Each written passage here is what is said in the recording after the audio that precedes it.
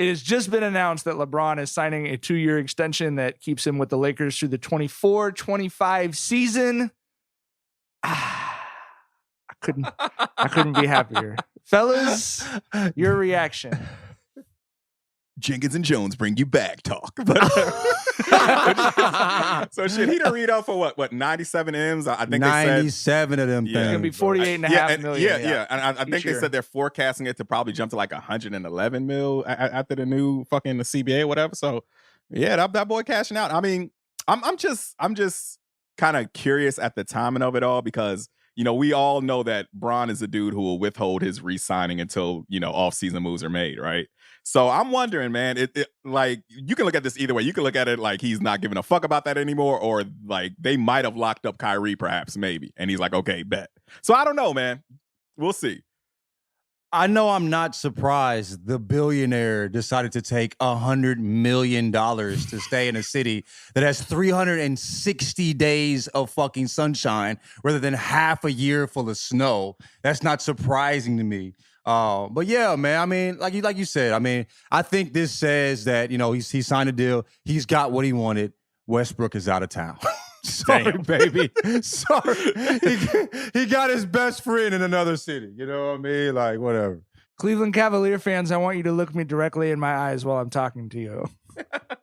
Your false confidence about LeBron returning to Cleveland emotionally affected me over the last couple of months. I'm not going to lie to you. And my glee at laughing at you is you've earned that because I was slightly nervous about the shit, to be completely honest with you. And so your butt was clenched for a solid month and a half. It was pretty tight. It was a little tight. And so, you know, you're going to continue with your number one export being crippling depression for another couple years longer. It's a solid city, Mike. Let's not go too far. Steakhouse City. Good Midwest really good steakhouse city. You know what I mean? Get you a good steak in Cleveland for sure. I just tweeted, y'all really thought Bron was going to leave LA for Cleveland. And someone responded and was like, Cleveland's a nice city.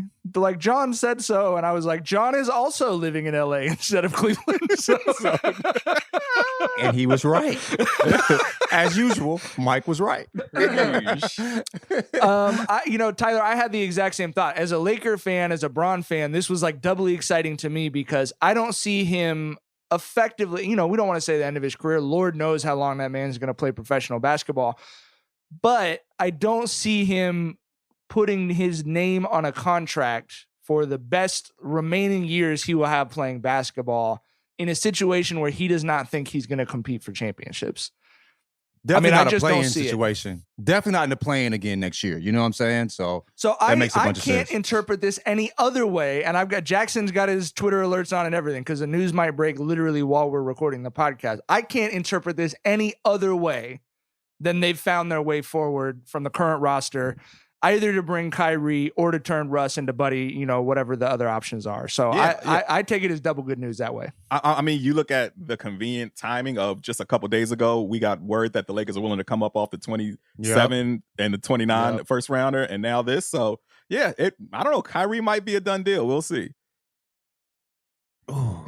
Ooh.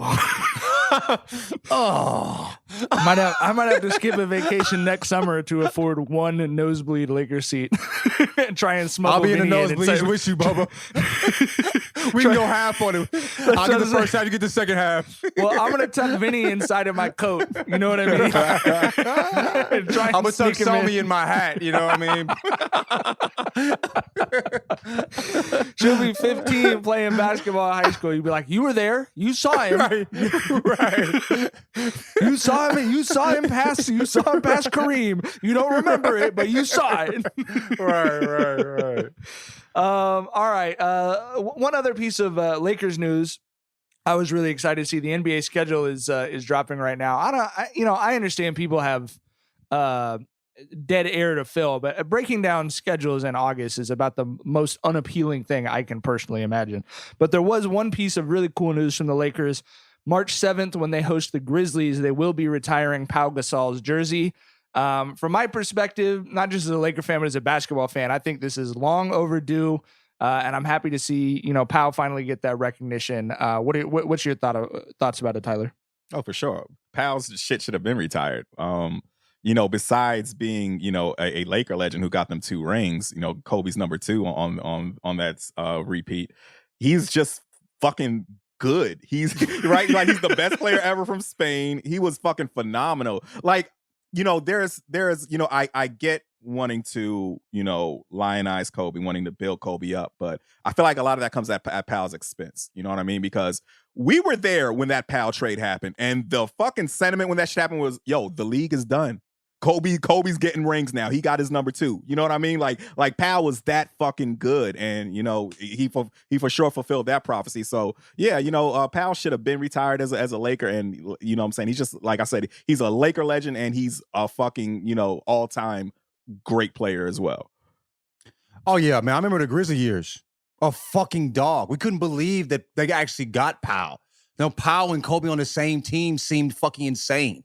You know what I mean? And he took a hit to his legacy by being, his Kobe's, Robin. You know what I mean?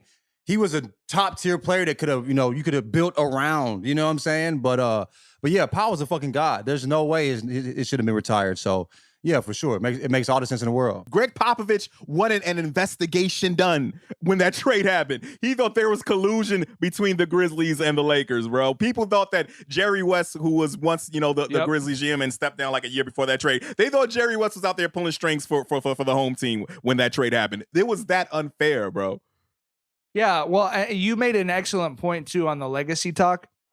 It's interesting how much social media has changed everything about basketball, because you can't imagine this happening now, but Powell was a top-tier player when he came to the Lakers, and Kobe kind of treated him like, Kobe, the sentiment in LA was like, oh, Kobe's trying to toughen Powell up.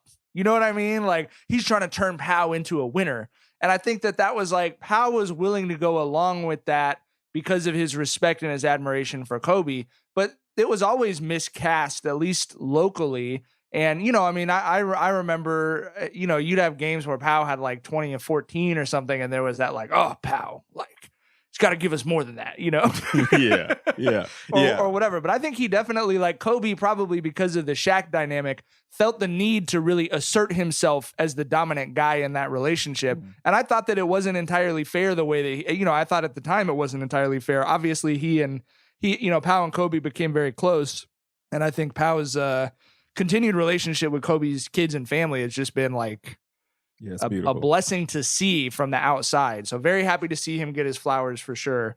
And it should not have taken this fucking long. It really shouldn't. Agree with you. And going back to what you said, Powell for sure unfairly received like a whole lot of soft labels, a whole lot of because the thing is, like, bro, he could do work on a low post back to the basket, but that wasn't his bread and butter. He was like a face you up, work the mid range, work the deep ball sometime, 4 and 5, and that's the way that the 4s and 5s play today. You know what I mean? Like if he was on the front edge of it, right. If he was playing in today's NBA, they wouldn't be in any of that soft talk. You know what I mean? Because that is how the game has evolved.